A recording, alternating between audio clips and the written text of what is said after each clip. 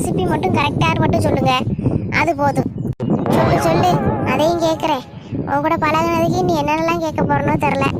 அது வந்து ஒரு 2 லிட்டர் பால், ஒரு 10 ரூபாய்க்கு பச்சை மிளகா, அதையும் அரைச்சி வச்சுக்கிட்டு 2 லிட்டர் பால் சுண்டி வரவு பச்சை மிளகாயை உள்ளே போட்டு அப்புறமா சீனி மித்த ஐட்டங்கள்லாம் போட்டு கிண்டினா பால்கோவா ரெடி ஆயிரும்ல.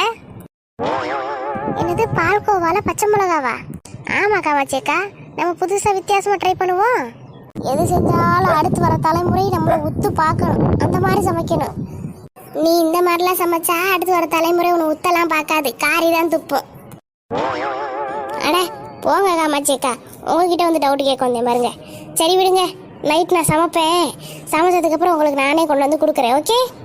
ஏம்மா நான் நல்லா இருக்கிறது உனக்கு பிடிக்கலையா? அட போங்கக்கா, நீங்கள் இப்படி தான் ஏதாச்சும் காமெடி பண்ணிகிட்டு இருப்பீங்க. சரி நான் கிளம்புறேன். நைட்டு சமைக்கிறதுக்கு இப்போவே எல்லாத்தையும் ப்ரிப்பேர் பண்ணி